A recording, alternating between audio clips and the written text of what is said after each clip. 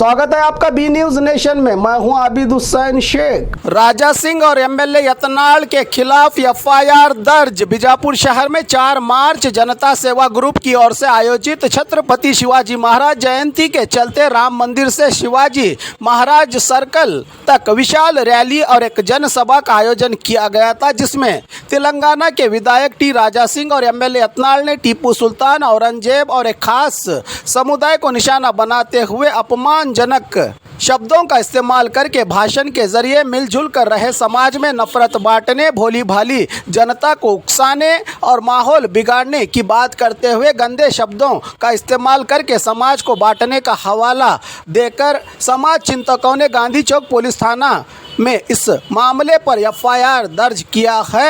इन नफरत बांटने वालों पर कार्रवाई की मांग को लेकर आज बेंगलुरु रेस्टोरेंट में प्रेस कॉन्फ्रेंस करके सरकार और पुलिस विभाग से अपील की कि कानूनी कार्रवाई की जाए। इस प्रेस कॉन्फ्रेंस में टपाल इंजीनियर फयाज कलादगी, एमसी मुल्ला, अब्दुल रजाक होर्ती, सोमन्ना कल्लीमनी, गंगाधर संबानी, हाजी पिंजार, शकील गड़ेद, नसीम रोजिंदार, दादा पीर मुजावर, ये सब भारत भावैक्यते मंच के जिम्मेदार रहे मौजूद। ಛತ್ರಪತಿ ಶಿವಾಜಿ ಮಹಾರಾಜ್ ಅವರ ಜಯಂತಿಯ ಶುಭಾಶಯಗಳನ್ನು ಕೋರುತ್ತೇನೆ। ಛತ್ರಪತಿ ಶಿವಾಜಿಯವರು ಈ ದೇಶ ಕಂಡ ಪ್ರತಿಮ ವೀರ ನಾಯಕ, ಎಲ್ಲದಕ್ಕೂ ವಿಶೇಷ ಅವರೊಬ್ಬ ಜಾತ್ಯತೀತ ನಾಯಕ। ಅವರು ಎಂದೂ ತಮ್ಮ ರಾಜ್ಯದಲ್ಲಿ ಹಿಂದೂ ಮುಸ್ಲಿಂ ಜಾತಿ ಭೇದ ಮಾಡದೆ ತಮ್ಮ ರಾಜ್ಯವನ್ನು ನಡೆಸಿದವರು, ಈ ದೇಶದ ಹೆಮ್ಮೆಯ ಪುತ್ರ ಶಿವಾಜಿ ಮಹಾರಾಜರು ಎಲ್ಲರಿಗೂ ಅಷ್ಟೇ ಪ್ರಿಯರು। ಅವರ ಸೈನ್ಯದಲ್ಲಿ ಸುಮಾರು 40% 40%ದಷ್ಟು ಮುಸ್ಲಿಮರು ಇರ್ತಿದ್ರು। ಅವರು ಆರಕ್ಷಕರು ಏನಿರ್ತಿದ್ರು, ಬಾಡಿಗಾರ್ಡ್ಸ್, ಅದರಲ್ಲಿ 60% ಮುಸ್ಲಿಮರಾಗಿರ್ತದೆ। ಇದಕ್ಕಿಂತ ಮೀರಿ ಯಾವಾಗ ಅವರು ಅಫ್ಜಲ್ ಖಾನ್ ಅವ್ರಿಗೆ, ಯಾಕಂದರೆ ಅಫ್ಜಲ್ ಖಾನ್ ಅವ್ರದ್ದು ಭಾಳ ಆವಾಗ ಇದು ಹೇಳಾಗ್ತಿತ್ತು ನಿನ್ನೆ, ಅಫ್ಜಲ್ ಖಾನ್ ಅವ್ರ ಮೇಲೆ ಅವರು ಹಲ್ಲೆ ಅವ್ರದ್ದು ಯುದ್ಧದಲ್ಲಿ, ಇಬ್ಬರ ಯುದ್ಧದಲ್ಲಿ ಕೊನೆಯ ಗಳಿಗೆಯಲ್ಲಿ ಅವರಿಗೆ ಆ ಹುಲಿ ಉಂಗುರತೆಯನ್ನು ಇತ್ತು, ಅದೊಂದು ವಿಶೇಷ ಆಯುಧ, ಅದನ್ನು ಕೊಟ್ಟವನು ಒಬ್ಬ ಮುಸ್ಲಿಮ್ನಾಗಿದ್ದಾನೆ। ಇಂಥ ಒಂದು ದೇಶದ ಇತಿಹಾಸ ಇರುವಾಗ ಶಿವಾಜಿ ಮಹಾರಾಜ್ ಇದ್ದಾಗ, ಮೊನ್ನೆ 4ನೇ ತಾರೀಕಿಗೆ ಏನು ನಮ್ಮದು ನಗರ ಶಾಸಕರ ನಾಯಕತ್ವದಲ್ಲಿ ಇನ್ನೊಬ್ಬರು ಹೈದರಾಬಾದಿಂದ ನಮ್ಮ ಗೋಶಾಮಹಲ್ ಕ್ಷೇತ್ರದ ಶಾಸಕರಾದ ರಾಜಾ ಸಿಂಗ್ ಅವರು ಇಲ್ಲಿ ಬಂದು ಒಂದು ಮೆರವಣಿಗೆ ಮಾಡಿ, ಅದಕ್ಕೇನು ನಮ್ದು ಆಕ್ಷೇಪಿಲ್ಲ। ಬಟ್ ಏನಿದೆಪ್ಪ ಅಂತಂದ್ರೆ ಆ ಮೆರವಣಿಗೆ ಶಿವಾಜಿ ಛತ್ರಪತಿ ಮಹಾರಾಜ್ ಅವರ ಜಯಂತಿ ಅಂಗವಾಗಿತ್ತು। ಬಟ್ ಅದು ಯಾವಾಗ ಅದು ಮೆರವಣಿಗೆ ಮುಗೀತು, ಅದು ನಮ್ಮ ಶಿವಾಜಿ ಸರ್ಕಲ್ನಲ್ಲಿ, ಆವಾಗ ಅದರ ಬಗ್ಗೆ ಒಂದು ಚಕಾರ, ಯಾರು ಶಿವಾಜಿಯವರ ಗುಣಗಾನ ಆಗಲಿಲ್ಲ। ಶಿವಾಜಿಯವರ ಚರಿತ್ರೆ, ಅವರ ಶೌರ್ಯ, ಅವರ ಆಡಳಿತ ಪದ್ಧತಿ, ಅವರು ಯಾವ ಥರ ಹಣಕಾಸಿನ ಇದು ಮಾಡಿದರು, ಯಾವ ಥರ ಅವರು ದಿಲ್ಲಿಯ ಗದ್ದೆಗೆ ತಕ ಹೋಗಿ ಇದು ಮಾಡಿದರು। ಅದರ ನಂತರ ಇಡೀ ದೇಶದಲ್ಲಿ ಒಂದು ಶಿವಾಜಿ ಮಹಾರಾಜರ ಮರಾಠರ ಒಂದು ಆಳ್ವಿಕೆ ಸುಮಾರು ಕಾಲ ನಡೆದು ಹೋಯಿತು। ಅದರ ಬಗ್ಗೆ ಏನೂ ವಿಚಾರ ಆಗಲಿಲ್ಲ। ನಾವು ಶಿವಾಜಿಯವರಿಂದ ಏನು ಕಲಿಬೇಕು ಅನ್ನೋದು ಯಾರು ಇಬ್ಬರು ಮಹಾನಾಯಕರು ಹೇಳಿಲ್ಲ। ಬದಲಾಗಿ ಅವರು ಬಿಜಾಪುರದ ಒಂದು ಶಾಂತಿ ವಾತಾವರಣ, ಹಿಂದೂ ಮುಸ್ಲಿಂ ಏನು ಇಲ್ಲಿ ನಾವು ಅಣ್ಣತಮ್ಮರಿಗತ್ತಿದ್ದೇವೆ, ಈ ಶಾಂತಿ ಕರುಡೋಕ್ಕೆ ಕೆಲಸಕ್ಕಾಗಿ ಏನೆಲ್ಲ ಮಾಡಬೇಕು ಅದನ್ನೆಲ್ಲ ಮಾಡಿದ್ದು ನಿಮ್ಮೆಲ್ಲರ ಕ್ಷೇಮ ಇದೆ। ಯಾಕಂದ್ರೆ ಸಾಕಷ್ಟು ಜನ ನಾವೆಲ್ಲರಲ್ಲಿ ಇದೂ ಇದ್ದೇವೆ, ಐ ವಿಟ್ನೆಸ್ ಎಷ್ಟು ಜನ ಹೋಗಿದ್ರು ನಮ್ಗೆ ಫಾಲೋ ಮಾಡೋರು, ನಮ್ಮ ಜೊತೆ ಗೆಳೆಯರು, ಅದು ಅವರಿಂದ ಕೇಳಿದಾಗ ಭಾಳ ಬೇಜಾರತ್ತು। ನಂತರ ವಿಡಿಯೋಗಳು ನಿಮ್ಮ ಮುಂದಿದ್ದಾವೆ, ಅದರಲ್ಲಿ ಯಾವ ಥರ ನಮ್ಮ ನಗರದ ಶಾಸಕರು ಪದೇ ಪದೇ ಒಂದು ಪ್ರತ್ಯೇಕ ಕೋಮಿಗೆ ಪ್ರಚೋದಿಸುವ ಸಲುವಾಗಿ ಅವಾಚ್ಯ ಶಬ್ದಗಳು, ಅದು ನಾನು ನಿಮ್ಮ ಮುಂದೆ ಹೇಳಲಿಕ್ಕೂ ಆಗೋದಿಲ್ಲ। ಆ ಥರ ಅವರು ದೇಶದ ದ್ರೋಹಿಗಳು, ಅವ್ರಿಗೆ ಹಿಂಗೆ ಪಾಕಿಸ್ತಾನಕ್ಕೆ ಕಳಿಸ್ಬೇಕು, ಅದೇ ಹೇಳಿದ್ದೇ ಹಾಡ, ಬೇರೆ ಏನಿಲ್ಲ। ಇಂಥವೆಲ್ಲ ಕೆಲಸ ಮಾಡೋದರಿಂದ ಅವ್ರಿಗೆ ಮಾಡಲಿಕ್ಕೆ ಸಾಕಷ್ಟು ಕೆಲಸ ಇದೆ। ಅವರೊಬ್ಬ ಶಾಸಕರು, ಸತತವಾಗಿ 2-3ನೇ ಸಲ ಶಾಸಕರವರು, ಇಂಥ ಒಂದು ಶಾಸಕರಿಗೆ ಮಾಡಲಿಕ್ಕೆ ಈ ಬಿಜಾಪುರ ಐತಿಹಾಸಿಕ ಸ್ಥಳ, ಇಂಥ ಒಂದು ಐತಿಹಾಸಿಕ ಸ್ಥಳದಲ್ಲಿ ಅವ್ರಿಗೆ ಮಾಡಲಿಕ್ಕೆ ಸಾಕಷ್ಟು ಕೆಲಸ। ಇದಕ್ಕೊಂದು ಐತಿಹಾಸಿಕ ನಮ್ಮದು ಒಂದು ಕಾಲದಲ್ಲಿ ಬಿಜಾಪುರ ನಗರ ಇಡೀ ಜಗತ್ತಿನ ಭೂಪಟದಲ್ಲಿ ಒಂದು ದೊಡ್ಡ ಇದು ನಗರವನ್ನಾಗಿತ್ತು, ಅದು ಇವತ್ತು ಯಾರೂ ಮಾತಾಡೋರಿಲ್ಲ। ಇಲ್ಲಿ ಐತಿಹಾಸಿಕ ಸ್ಥಳಗಳನ್ನು ಬೆಳೆಸಿ ಇಲ್ಲಿಯ ನಮ್ಮ ದೇಶದ ಪ್ರವಾಸೋದ್ಯಮನ ಬೆಳೆಸುವಲ್ಲಿ ಅವರು ಕೆಲಸ ಮಾಡಿದ್ದಾರೆ ಅಂದ್ರೆ ಬಹುಶಃ ಈ ನಗರದ ಜನರು ಅವ್ರಿಗೆ ಅಮರವಾಗಿ ಮಾಡಿಸ್ತಿದ್ರು। ಆದರೆ ಅವ್ರು ಎಲ್ಲೋ ಒಂದು ಹಿಂದೂ ಮುಸ್ಲಿಂ ಡಿವೈಡ್ ಮಾಡ್ಲಿಕ್ಕೆ ಪ್ರಯತ್ನ ಮಾಡ್ತಾ ಇದ್ದಿದ್ದು, ಅದು ಅವ್ರಿಗೆ ಸಾಧ್ಯವೂ ಆಗೋಲ್ಲ। ಯಾಕಂದ್ರೆ ಒಂದು ಬಿಜಾಪುರದ ಒಂದು ನೀವು ಇತಿಹಾಸ ತೆಗೆದು ನೋಡಿದ್ರೆ ದೇಶದಲ್ಲಿ, ಇಡೀ ದೇಶದಲ್ಲಿ ಗಲಭೆ ಆದರೂ ಬಿಜಾಪುರದಲ್ಲಿ ಆಗಿಲ್ಲ। ಯಾವಾಗ ಬಾಬ್ರಿ ಮಸ್ಜಿದ್ ಇದು ಆದಾಗ ಬಿದ್ದಾಗ ಇಡೀ ದೇಶದೊಳಗೆ ಆಗಿದ್ದು. ಆದರೆ ಒಂದು ಬಿಜಾಪುರ ಒಂದು ನಗರ ಇತ್ತು, ಇಲ್ಲಿ ಒಂದು ಸಣ್ಣ ಘಟನೆನೂ ಆಗಿತ್ತು. ಅದಕ್ಕಿಂತ ಮುಂಚೆ ಅದರ ನಂತರ ಬಾಂಬೆ ಬ್ಲಾಸ್ಟ್ ಆಗಾಗೂ ಸಾಕಷ್ಟು ದೇಶದಲ್ಲಿ ಗಲಭೆ ಆದರೂ ಇಲ್ಲಿ ಆಗಲಿಲ್ಲ. ಇಂಥ ಒಂದು ಸ್ಥಿತಿ ಅದಕ್ಕಿಂತ ಮುಂಚೆನೂ ತೆಗೆದು ನೋಡಿರಿ.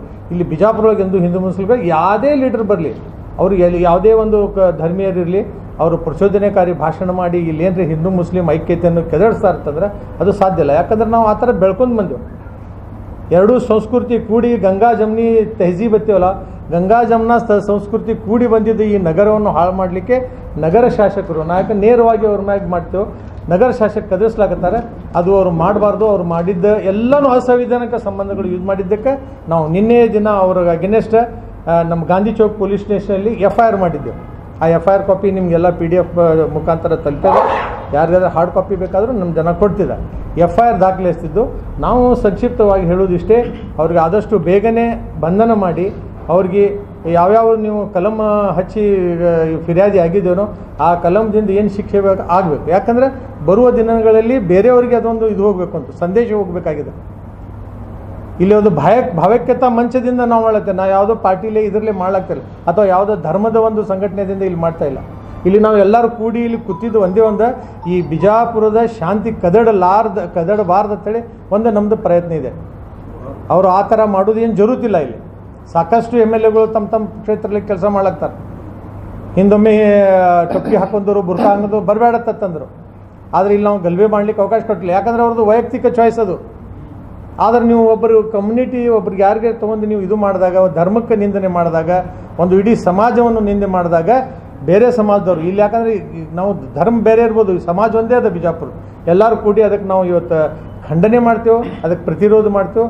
ಬರುವ ದಿನಗಳಲ್ಲಿ ಅವರು ತಮ್ಮ ನಡವಳಿಕೆ ತಮ್ಮ ಚಾಳಿ ಬಿಡಲಿಲ್ಲ ಅಂತ. ಯಾಕಂದ್ರೆ ಅವ್ರ ಭಾಷೆ ನೋಡಿದ್ರೆ ಅವ್ರಿಗೆ ವಿಚಿತ್ರ ಅನಿಸ್ತದೆ, ಎಲ್ಲಿದ್ದು ಭಾಷೆ ಅದ ಅಂತೇಳಿ. ಅವರೊಂದು ಶಾಸಕರಾಗಿ ಆಗ್ಲಾಕ ಒಂದು ಅರ್ಹರು ಅದಾರೋ ಇಲ್ಲೋ ಅಂತ ಒಮ್ಮೆ ನಮ್ಗೆ ಅನ್ನಿಸ್ತಿರ್ತದೆ. ನಮ್ಮ ಬಿಜಾಪುರ ನಗರದ ವಿಜಯಪುರ ನಗರದ ಇದೊಂದು ದೊಡ್ಡ ದುರ್ದೈವ ಇದು. ಇಂಥ ಶಾಸಕರು ಬಂದ ಬಿಜಾಪುರನೂ ಇದು ಆಗಲಿಲ್ಲ, ಯಾವುದೂ ಬೆಳವಣಿಗೆನೂ ಆಗ್ತಾಯಿಲ್ಲ ಹೇಳಿ ಮತ್ತೊಮ್ಮೆ ಅವರಿಗೆ ನಾನು ಜಿಲ್ಲಾಡಳಿತ ಮುಖವಾಗಿ ನಮ್ಮ ಜಿಲ್ಲಾ ಪೊಲೀಸ್ ವರಿಷ್ಠಾಧಿಕಾರಿಗೂ ನಾವು ಭೇಟಿ ಆಗ್ಲಕ್ಕೆ ಇದು ಮಾಡ್ಲಾಗ್ತೀವಿ. ಒಂದೇ ಒಂದು ನಮ್ದು ಏನಪ್ಪ ಅಂದ್ರೆ ಅವ್ರಿಗೆ ಆಗಸ್ಟ್ ಬೇಗನೆ ಬಂಧಿಸಿ ಅವ್ರಿಗೆ ತಾಕೀತು, ಅವ್ರಿಗೆ ಶಿಸ್ತಿನ ಕ್ರಮ ಕೊಟ್ಟು. ನಾವು ಕಂಪ್ಲೇಂಟ್ ಮಾಡಿದ್ದು ಇಬ್ಬರಿಗೂ ಮೇಡಮ್, ಎರಡು ಅದೇ ಸರ್. ಅವ್ರು ಪ್ರಚೋದನಾಕಾರಿ ಇದು ಹೇಳಿಕೆ ಅದಾವಲ್ರಿ ಎಲ್ಲ, ಅದು ನಿಮ್ಗೆ ಇಲ್ಲ ಇದಾವೆ. ಅದು ಭಾಳ ಇದು ಹೇಳ್ತೀನಿ, ಶಬ್ದಗಳನ್ನು ಇದ್ದಾರೆ. ಹರಾಮಖೋರರು ಇಲ್ಲ, ಒಂದು ಶಾರ್ಟ್ ದಿನಾಂಕ 4/3 ವಿಜಯಪುರ ನಗರದಲ್ಲಿ ಶುಭಂ ವಾಡೇಕರ್, ಗಣೇಶ್ ವಾಡೇಕರ್ ಜನತಾ ಸೇವಾ ಸಂಘ ಅದ ನಿಮ್ಮ ಕಡೆ. ಈಗ ನೀವು ಕೇಳಿದ್ದು ಒಂದೇ ಹೇಳ್ತೀನಿ ನೋಡ್ರಿ. ಇವ್ರ ಹರಾಮ್ಖೋರರು, ತಾಯಿಗಂಡ್ರು, ನಮ್ಮಕ್ಕನ ಹರಾಮಿಗಳು, ಸುವರ್ ಕಾ ಬಚ್ಚಾ ಅಂತ ಬೈದಾಡುತ್ತಾ ಅಲ್ಲದೆ ಅಗರ್ ಮೇರೆ ಹಾತ್ ಮೇ, ಇದು ವೆರಿ ನೀವು ನೋಟ್ ಮಾಡಬೇಕು, अगर हाथ में मैं मिनिस्टर रहता तो होम मिनिस्टर रहता तो मैं घर को घुस के एनकाउंटर करके एक भी पाकिस्तानी घर से बाहर आने तक भारत माता की जय, भारत माता की छत्रपति शिवाजी की जय करता था. ಅದು ಏನು ಇದು ಎನ್ಕೌಂಟರ್ ಮಾಡೋದಂದ್ರೆ ನಿಮ್ಗೆ ಗುರ್ತದ ಎಷ್ಟು ಒಂದು ಅಪರಾಧದ ಇದು ಅದದು ಹಾಕಿದ್ರೆ. ಮತ್ತು ಅವ್ರು ಯಾವಾಗ ಎನ್ಕೌಂಟರ್ ಮಾಡೋದಕ್ಕೆ ತಯಾರದಾರಂದ್ರೆ ಅವ್ರ ಕಡೆ ಆಯುಧನೂ ಸಾಕಷ್ಟು ಆಯುಧಗಳೇನೋ ಇರಬೇಕು. ವೆಪನ್ಸ್ ಆ್ಯಕ್ಟ್ ಉಲ್ಲಂಘನೆ ಮಾಡ್ದಂಗೆ, ವೆಪನ್ಸ್ ಆ್ಯಕ್ಟ್ ಉಲ್ಲಂಘನೆ ಮಾಡ್ದ ಒಬ್ಬ ಜವಾಬ್ದಾರಿ ಶಾಸಕರು. ಆರ್ಮ್ಸ್ ಆ್ಯಕ್ಟ್ ಒಳಗೆ ವೆಪನ್ಸ್ ಆ್ಯಕ್ಟ್ ಒಳಗೆ ಯಾರು ಮಾತಾಡ್ಬೇಕು ಇದ್ರ ಬಗ್ಗೆ ಅದರಲ್ಲಿ ಇದು ಇದೆ. ಅದು ಮತ್ತು ಅವ್ರು ಯಾವ ಥರ ಮಾತಾಡ್ತಾರೆ ನಿಮಗೆಲ್ಲ ಗುರ್ತಿದ್ದದ.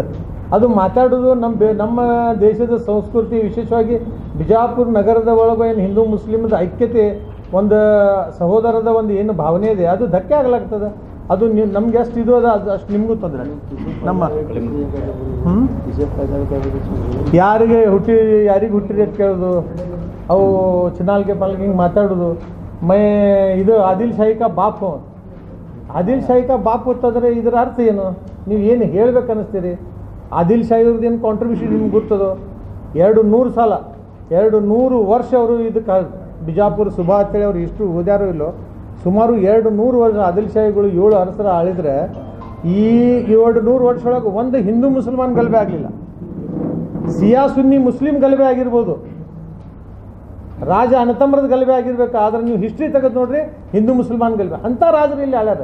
ಅವ್ರ ಧರ್ಮದ ಬೇರೆ ಅವ್ರು ಇದಿಲ್ಲ. ಅವ್ರು ಮಾಡಿ ಹೋದ, ಅವ್ರು ಬಿಟ್ಟು ಹೋದ ಕುರುಗಳು ನಮಗೆ ಮೇಂಟೈನ್ ಮಾಡ್ಲಿಕ್ಕೆ ಆಗ್ತಾ ಇಲ್ಲ. ಬಸವನಗೌಡ್ರಿಗೆ ಮೇಂಟೈನ್ ಮಾಡೋದು ಆಗ್ಲಾಗ ಇಟ್ಟು ಹಿಸ್ಟ್ರಿ ಹೋದು ಧೈರ್ಯ ಇಲ್ಲ ಅವ್ರಿಗೆ.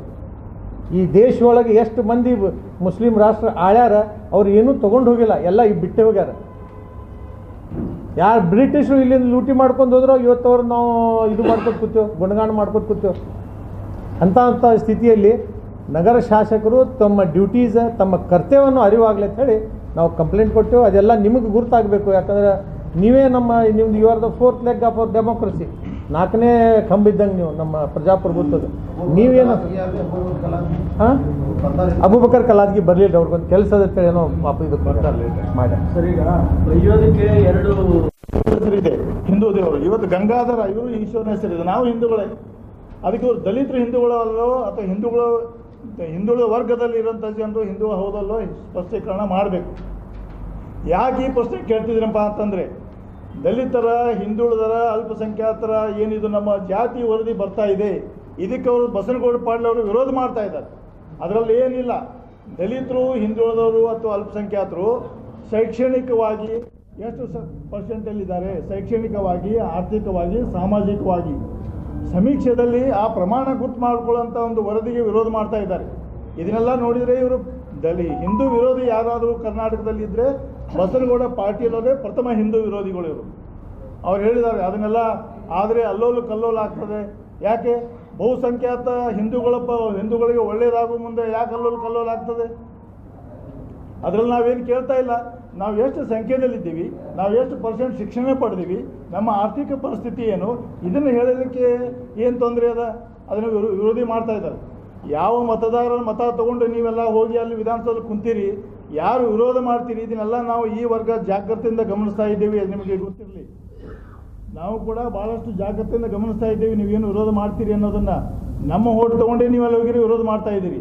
ಅದಕ್ಕಾಗಿ ಇದು ಸರಿಯಲ್ಲ ಅನ್ನೋಂಥ ಮಾತನ್ನು ಹೇಳ್ತಾ, ಮತ್ತು ಇದಕ್ಕೆ ಕಾನೂನಿನ ಬೆಂಬಲ ಕೂಡ ಇದೆ. ಜಾತಿ ಗಣತಿಗೆ ನಿನ್ನೆ ಕೂಡ ಒಂದು ಕೋರ್ಟ್ನಲ್ಲಿ ಹಿಯರಿಂಗ್ ಬಂದಿದೆ. ಫೆಬ್ರವರಿ 29ರಂದು ಜಾತಿ ಗಣತಿ ವಿರೋಧಿ ವರದಿಯನ್ನು ಮುಖ್ಯಮಂತ್ರಿಗಳು ಸ್ವೀಕಾರ ಮಾಡಿದ್ದಾರೆ. ಅದು ಮುಂದಿನ ಕ್ರಮ ಯಾವುದೋ ತೆಗೆದುಕೊಳ್ಳದ ಹಾಗೆ ನೀವು ಅದನ್ನು ನಿರ್ದೇಶನ ನೀಡಬೇಕು ಅಂತೇಳಿ ಕೋರ್ಟಿಗೆ ಹೇಳಿದ್ದಾರೆ. ಅದನ್ನು ಸತ್ಯ ಸರ್. ಅದನ್ನು ಈಗ ಮೋದಿಯವರು ಇದು ಎಲ್ಲ ಡೌನ್ ಆಗ್ತಾ ಇದೆ, ಪ್ರಚಾರ ಅವ್ರದ್ದೇನು ಇದು ಹೆಚ್ಚಾಗಿದೆ. ಅವ್ರದ್ದು ಮೊದಲಿನ ಜನಪ್ರಿಯತೆ ಉಳಿದಿಲ್ಲ. ಅದಕ್ಕಾಗಿ ಇಂಥ ಪ್ರಚೋದನಕಾರಿ ಅಂತ ವಾತಾವರಣ ನಿರ್ಮಾಣ ಮಾಡಲಿಕ್ಕೆ ಇದು ಷಡ್ಯಂತ್ರ. ಚಲೋ ಸತ್ಯ ಇದೆ, ತಾವು ಕೇಳಿದ್ದೆ. ಎಲ್ಲರಿಗೂ ನಮಸ್ಕಾರಗಳು. ಈ ದೇಶದಲ್ಲಿ ದೇಶದ್ರೋಹಿಗಳು, ಕಾಂಗ್ರೆಸ್ ಪಕ್ಷದವರು ದೇಶದ್ರೋಹಿಗಳು ಅನ್ನೋಂಗೆ ಈ BJP ಪಕ್ಷದ ನಾಯಕರು ಇವತ್ತು ಮಾತಾಡ್ಲಿಕ್ಕೆ. ಈ ದೇಶ ಸ್ವತಂತ್ರ ಸಿಗಬೇಕಾದ್ರೆ ಈ BJP ನಾಯಕರು ಯಾರ್ದೂ ಕಾಂಟ್ರಿಬ್ಯೂಷನ್ ಇಲ್ಲ. ನಮ್ಮ ಕಾಂಗ್ರೆಸ್ ಪಕ್ಷದ ಮೊದಲ ಪ್ರಧಾನಿ ಜವಾಹರ್ಲಾಲ್ ನೆಹರು 14 ವರ್ಷ ಜೈಲಿನಾಗಿದ್ದರು. ಭಾಳಷ್ಟು ಕಾಂಗ್ರೆಸ್ದವ್ರು ಆ ತ್ಯಾಗ ಬಲಿದಾನದಿಂದ ನಮ್ಮ ದೇಶಕ್ಕೆ ಸ್ವಾತಂತ್ರ್ಯ ಸಿಕ್ತು. ಆದ್ರೆ ಇವತ್ತೆಲ್ಲ ಇವ್ರು ಏನಾಗ್ಯಾರ, ನಾವೇ ದೇಶಭಕ್ತರು, ಕಾಂಗ್ರೆಸ್ ಅವ್ರು ಯಾರು ದೇಶಭಕ್ತರ ಅಲ್ಲ ಅನ್ನೋ ಹಂಗೆ ಇವತ್ತು ಈ BJP ನಾಯಕರು ಮಾತಾಡ್ಲಿಕ್ಕೆ. ಆಮೇಲೆ ಏನಾಗ್ಯದ, ಪ್ರತಿಯೊಂದು ಅಧಿಕಾರದ ದುರುಪಯೋಗ ಪಡಿಸ್ಕೊಂಡು ಎಲ್ಲ ರೀತಿಯೊಂದು ದಬ್ಬಾಳಿಕೆಗಳನ್ನು ಇವತ್ತು ದೇಶದಲ್ಲಿ ನಡೆದು. ಅದೇ ರೀತಿ ಈಗೇನು ನಮ್ಮ ನಗರ ಶಾಸಕರಾದ್ರೆ ಇವರು ಏನಪ್ಪ ಅಂದ್ರೆ, ಇವರು ಮೊದಲು ಜನತಾದಳ ಪಕ್ಷದಾಗಿದ್ದಾಗ ಇವರು ಆ ಬಿಜಾಪುರ ನಗರದ ಅಭ್ಯರ್ಥಿಯಾಗ ಅವಾಗ ಎಲ್ಲ ಅಲ್ಪಸಂಖ್ಯಾತರು ಬೇಕಾಗಿದ್ರು. ಇವತ್ತು ಅವ್ರು ಮಾತಾಡೋದು ನೋಡ ಹೆಂಗದ ಅಂದ್ರೆ, ಅಲ್ಪಸಂಖ್ಯಾತರ ಅವ್ರಿಗೇನು ಎಲ್ಲ ದೇಶದ್ರೋಹಿಗಳು ಅನ್ನೋದೇ ಇವ್ರು ಮಾತಾಡ್ತಾರೆ. ಯಾರೋ ಒಬ್ರೇನೋ ಮಾಡಿದ್ದನ್ನು ಹಿಡ್ಕೊಂಡ್ಸಿಂದ ಇವರೇನೋ ಅದನ್ನು ಮಾತಾಡೋದು ಸರಿಯಲ್ಲ. ಇವೆಲ್ಲ ವಿಷಯಗಳನ್ನು ನಮ್ಮ ಜನರು ತಿಳ್ಕೊಬೇಕು. ಆಮೇಲೆ ನಮ್ಮ ಬಿಜಾಪುರ ನಗರದಲ್ಲಿ ಯಾವುದೇ ನಾವು ಹಿಂದೂ ಮುಸ್ಲಿಮ್ಸ್ ಯಾವುದೇ ವಿಷಯದ ರಂಜಾನ್ ಇದ್ದಾಗ ನಾವೆಲ್ಲ ನಮ್ಮ ಮುಸ್ಲಿಂ ಬಾಂಧವ್ರ ಮನೆಗೆ ಊಟಕ್ಕೆ ಹೋಗ್ತಾರೆ. ಇದೇ ಬಸನಗೌಡರು ಹೋಗಿದ್ರು. ಈಗ ಅದು ಏನೇನೋ ಅದು ಮಾತಾಡ್ಲಿಕ್ಕೆ ರಾಜಕೀಯ ಲಾಭ ಪಡ್ಕೊಳ್ಳೋ ಸಂಬಂಧ, ಜನರ ಮನಸ್ಸಲ್ಲಿ ವಿಷ ಬೀಜ ಬಿದ್ದು ಸಂಬಂಧ ಇದೆಲ್ಲ ಆಗಬಾರ್ದು. ಈ ಬೆಳವಣಿಗೆ ಸರಿಯಲ್ಲ ಅಂತ ತಕ್ಷಣ ನಮ್ಮ ವೈಯಕ್ತಿಕ ಅವ್ರ ಮ್ಯಾಲ ಎಲ್ಲ ರೀತಿಯ ಕ್ರಮ ಇಲ್ಲ ಸರ ಕೇಳಿ ಸರ್. ವಿಧಾನಸೌಧದಲ್ಲೇ ಮಾತಾಡ್ತಾ ಇದ್ದಾರೆ, ಈ ಮಟ್ಟಕ್ಕೆ ಅವ್ರು ಬಿಟ್ಕೊಂಡಿದ್ದಾರೆ ಅನ್ನುವಂಥದ್ದು ಅವ್ರ ಆರೋಪ. ಅದ್ರ ಬಗ್ಗೆ ನೀವು ಒಬ್ಬ ವ್ಯಕ್ತಿ ಅದನ್ನು ಖಂಡಿಸಲಿಲ್ಲ ಇವರು ಅನ್ನುವಂಥದ್ದು ಕೂಡ ಅವ್ರು ಮಾತಾಡಿದ್ದಾರೆ. ಸಾಕಷ್ಟು ಅದ್ರ ಬಗ್ಗೆ ಸರ್ ಸಾಕಷ್ಟು ಮುಖ್ಯಮಂತ್ರಿನೇ ಅದಕ್ಕೆ ಖಂಡಿಸ್ತಾರೆ. ಇಲ್ಲ, ಈಗ ಸಬ್ಜೆಕ್ಟ್ ಬೇರೆ ಅದ, ವಿಷಯ ಬೇರೆ ಅದ. ತಪ್ಪು ಸರ್ 1 ಮಿನಿಟ್. ಹೇಳಿ.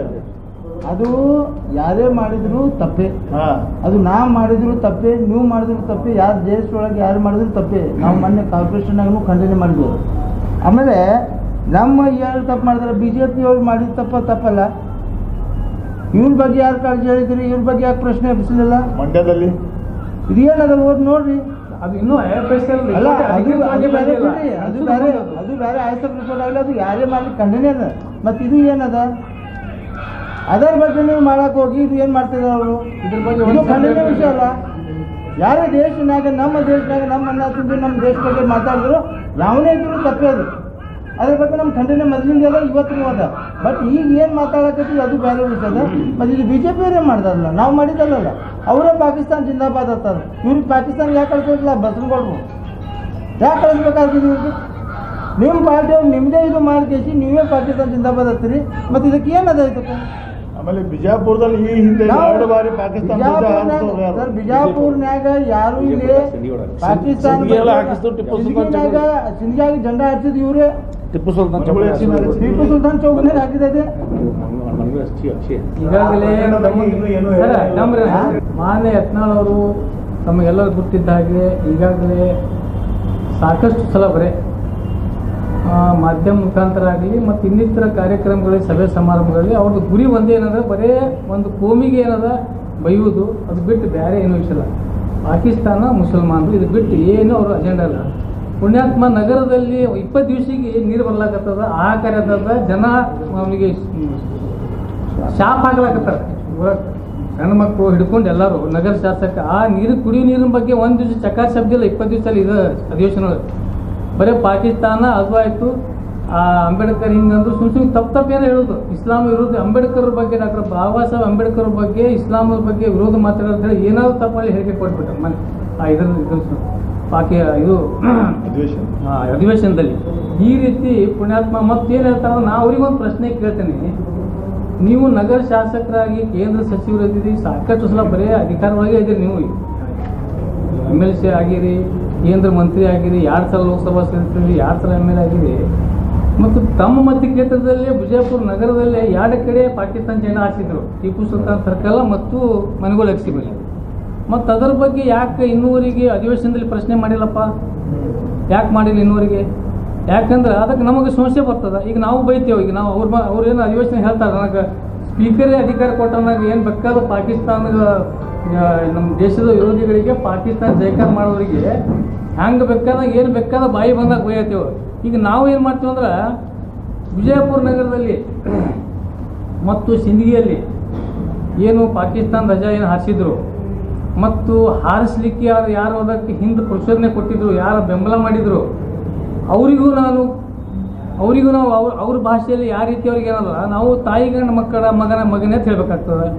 ಅವ ದೇಶ ದ್ರೋಹಿ ಅಂತ ಹೇಳ್ತೇವೆ, ಮತ್ತು ಸುವರ್ಗ ಬಚ್ಚ ಅಂತ ಹೇಳ್ತೇವೆ. ಅವ ಏನೇನು ಹೇಳಲ್ಲ ಅದಕ್ಕಿಂತ ಹೆಚ್ಚು ನಮಗೆ ಹೇಳಕ್ಕೆ ಬರ್ತದೆ.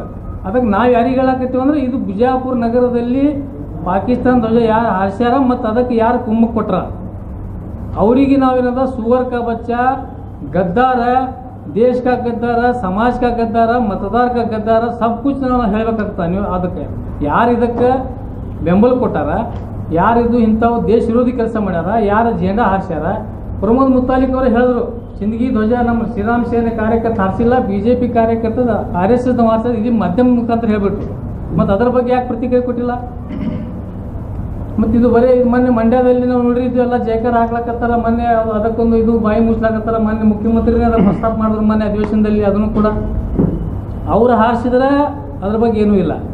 ಬಿಜಾಪುರ ತಂದಗೇನು ನೈತಿಕತೆ ಅದ, ತನ್ನ ಕ್ಷೇತ್ರ ಒಳಗೆ ಜೆಂಡಾ ಹಾರಿಸ್ಕೊಂಡು ನಾವು ಮರ ಪುಣ್ಯಾತ್ಮ. ಮತ್ತು ಅದ್ರ ಬಗ್ಗೆ ಮುಂದೆ ಬೇರೆ ಹೇಳಕ್ಕೆ ಏನು ನೈತಿಕತೆ ಅದ ಪುಣ್ಯಾತ್ಮಗೆ?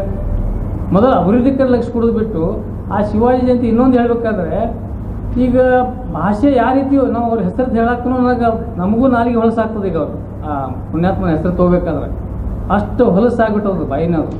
ಅದಕ್ಕೇನದ ಅವರಿಗೂ ನಾವೇನದ ನಮಗೂ ಆ ಭಾಷೆ ಉಪಯೋಗ ಮಾಡಕ್ಕೆ ಬರ್ತದೆ. ಅದಕ್ಕೇನದ ಪುಣ್ಯಾತ್ಮ ನಿಮ್ಗೆ ನಾ ಹೇಳಕತ್ತೀವಿ, ನಗರದ ಅಭಿವೃದ್ಧಿ ಕಡೆ ಲಕ್ಷ್ಯ ಕೊಡ್ರು. ನೀರಿಲ್ಲ, ಕುಡಿಲಕ್ಕೆ ನೀರು ಸಾಯ್ಲಾಕತ್ತಾರೆ. 20-21 ತಿಂಗಳಗಟ್ಟಲೆ ನೀರು ಬರ್ತಾ ಇಲ್ಲ ಕುಡಿಲಕ್ಕೆ ನೀರು ನಗರದಲ್ಲಿ. ರೋಡ್ಗಳು ಹದಗೆಟ್ಟವ. ಅದು ಸುಮ್ ಪುಣ್ಯಾತ್ಮಗಳು ಅವೇನು ಕಾಂಟ್ರಾಕ್ಟರ್ ಗುತ್ತೇದಾರರ ಪುಣ್ಯಾತ್ಮ ಇದು. ಇಷ್ಟೆಲ್ಲ ಅಭಿವೃದ್ಧಿ ಆಗಬೇಕಾದ್ರೆ ಇದು ಗುತ್ತೇದಾರ ಏನು ಮಾಡಿದ್ರು, ಇದು ಏನದ ಆ ಕೆಲಸ ರೋಡ್ಗಳು ನಾನೇ ಮಾಡೀನಿ ಅಂತೇಳಿ ಏನು ಹೆಸರು ತೊಗೊಳಕತ್ತಾರ ಇವರು. ಅದು ಆ್ಯಕ್ಚುಲಿ ದೇವರಾಣಿಗೆ ಹೇಳ್ಬೇಕವ್ರು.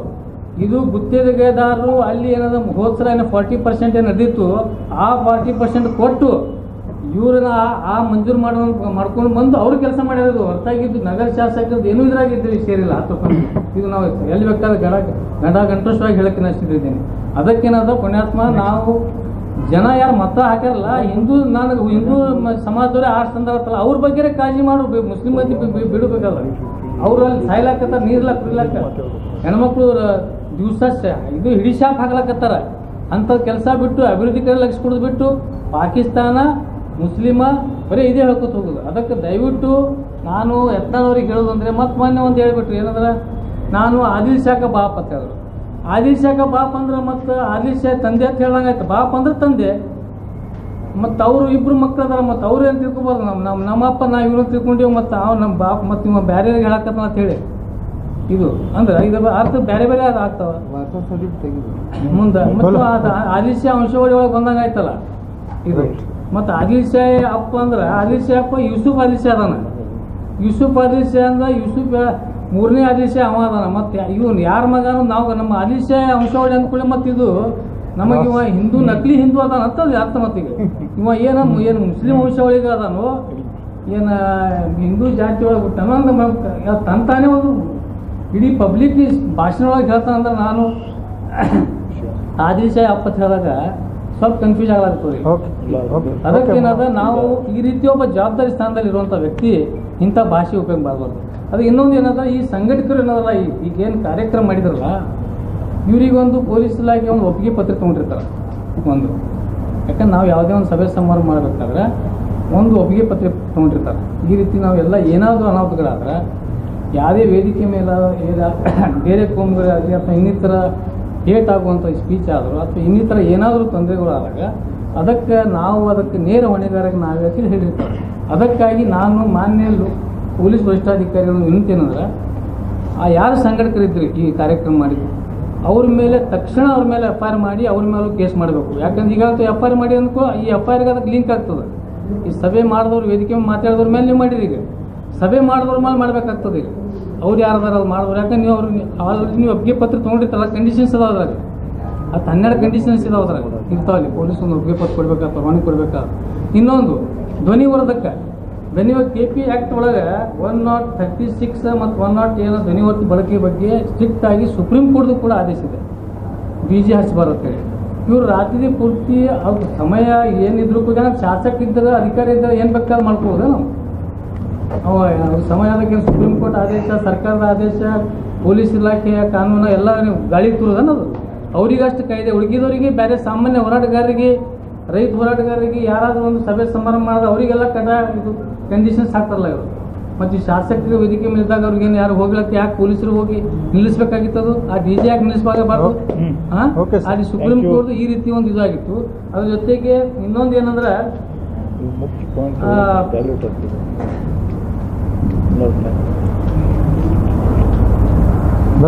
ಹಿಂದೂ ರಾಷ್ಟ್ರ ನಾವು ಘೋಷಣೆ ಮಾಡ್ತೀವಿ ಮೊನ್ನೆ ರಾಜಾ ಸಿಂಗ್ ಮತ್ತು ಇವರು ಹೇಳಿದ್ರು.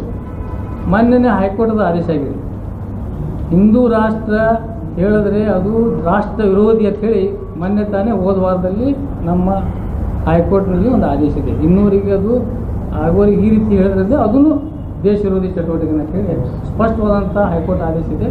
ಅದಕ್ಕಾಗಿ ನಾವು ಮಾನ್ಯ ಯತ್ನಾಳ್ ಸಾಹೇಬರಿಗೆ ಹೇಳೋದೇನೆಂದ್ರೆ, ಈ ರೀತಿ ಸೌಹಾರ್ದತೆ ಕೆಡಿಸೋದು ಮತ್ತೆ ತಾವು ಈ ರೀತಿ, ಯಾಕಂದ್ರೆ ಭಾಳ ಗಂಡಸ್ತನವನ್ನು ಮಾತಾಡಿದವರು. ನಾ ಹಂಗೆ ಅದು ಏನೋ ಯಾರೋ ಇದು ಹರಿದ್ರೆ ಹಂಗಾಯ್ತು, ನಾ ಭಾಳ ಗಂಡಸ್ತನ.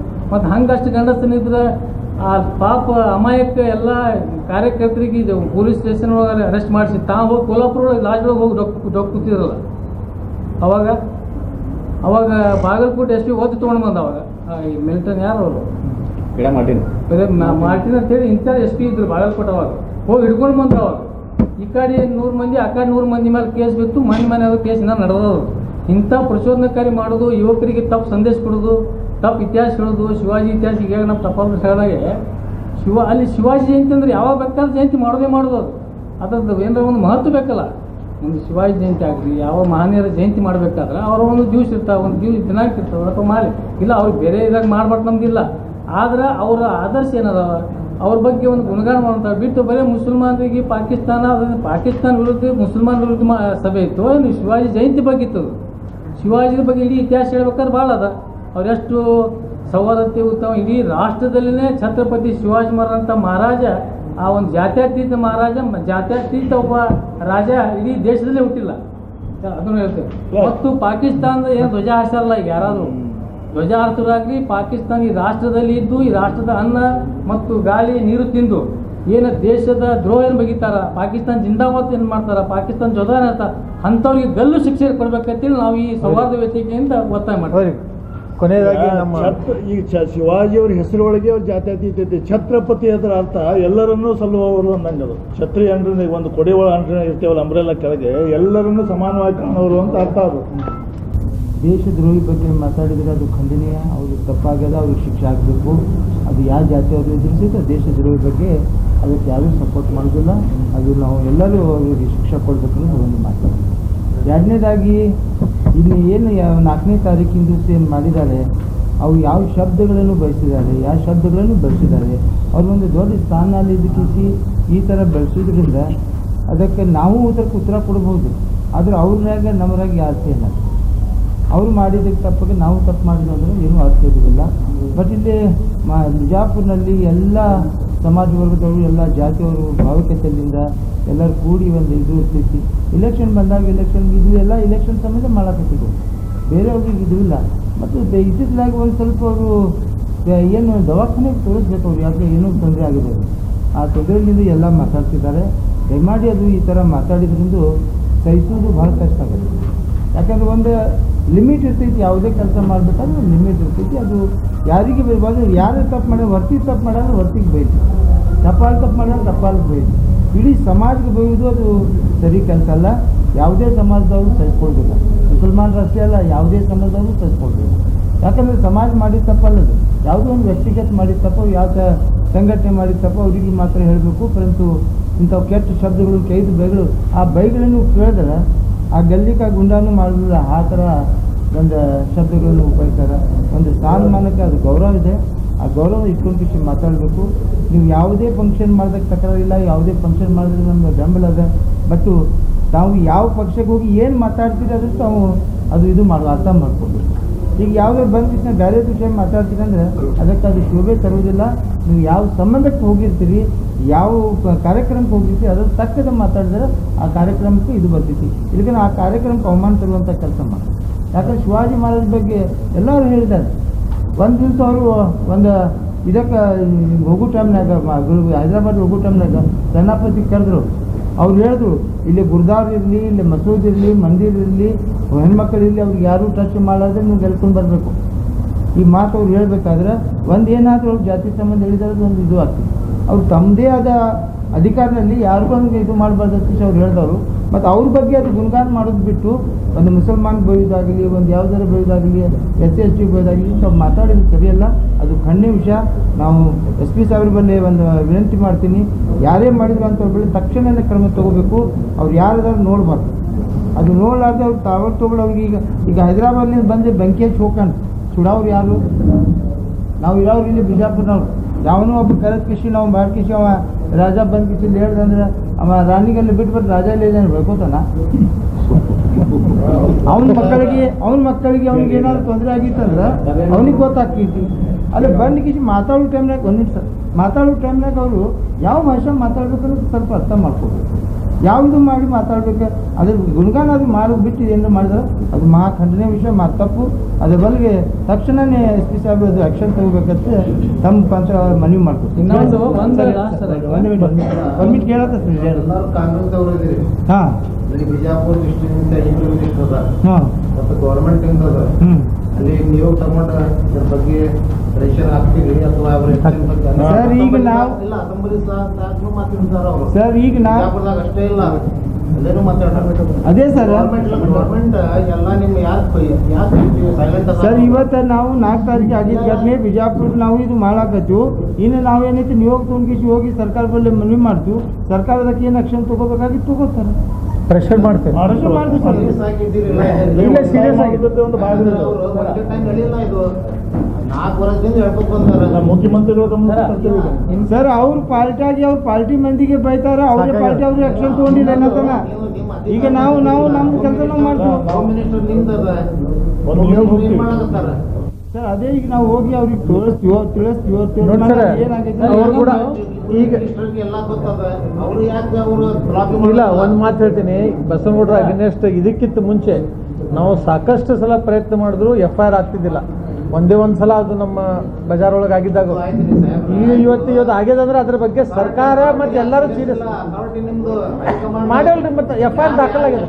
5 ವರ್ಷದಿಂದ ಇವನ್ ಅಸೆಂಬ್ಲಿದಾಗ ಮಾತಾಡಿ ಮಾತು ಇಲ್ಲಿ ಬಿಜಾಪುರ ಅಷ್ಟೇ ಮಾತಾಡಿಲ್ಲ. ಅವರು ಅಸೆಂಬ್ಲಿದಾಗ ಸೈನ್ ಮಾಡ್ಯಾರ ಮೊನ್ನೆ. ಅದು ಏನಾಯ್ತು? ಅಸೆಂಬ್ಲಿ ಒಳಗೆ ಮಾಡಿದ್ರು, ಅಸೆಂಬ್ಲಿ ಒಳಗೆ ಇದು ಏನು ಆಗಿಲ್ಲ ಅಲ್ಲ, ಏನು ಮಾಡ ಸರ್ ಹಾಕಿದ್ವಿ ಆಗುದಿಲ್ಲ. ಯಾವುದಕ್ಕೆ ಇನ್ನೊಂದು ಸರ, ನಾನು ಇನ್ನೊಂದು ತಮ್ಮ ಮಾಧ್ಯಮದ ಪ್ರತಿನಿಧಿಗಳ ಮುಖಾಂತರ ಮಾನ್ಯ SP ಸಾಹೇಬರಿಗೆ ಇನ್ನೊಂದು ವಿನಂತಿ ಏನಂದ್ರೆ ನಮ್ಮ ಸಂವಾದ ವೇದಿಕೆಯಿಂದ ಈಗಾಗಲೇ ತಾವು ಮಾಡಿದ್ರಿ, ಇದಕ್ಕೆ ಧನ್ಯವಾದ ಹೇಳ್ತೇವೆ. ಅದ್ರ ಜೊತೆಗೆ ಏನದ ಸೋಮೋಟೋ ಕೇಸ್ ನೀವೇ ಅದರಲ್ಲಿ, ಯಾಕಂದ್ರೆ ಇದಂತೂ ಎಣ್ಣೆ ಚೀಟಿ ಅದ. ಇದು ಸದ್ಯಕ್ಕೆ ನಮ್ಮ ಸರ್ಕಾರ ನೋಡಿದ್ರೆ, ಯಾಕಂದ್ರೆ ನಾನ್ ಬೇಲೇಬಲ್ ಒಂದು ಸೆಕ್ಷನ್ ಅದ ಹೇಟ್ ಸ್ಪೀಚ್ ಅಲ್ಲ. और खबरों के लिए देखते रहिए बी न्यूज नेशन। जायकेदार पकवान का नाम बी ग्रैंड फैमिली रेस्टोरेंट, जहां मिलेंगे आपको हर तरह के वैरायटीज का खाना जो आपको उंगलियां चबाने पर कर देगा मजबूर। खाने के इस खजाने में आपके बर्थडे, कई तरह की पार्टियां और अपनों के साथ मिल बैठ के बिता सकते हैं खुशियों के पल। B grand family restaurant, central bus stand Bijapur.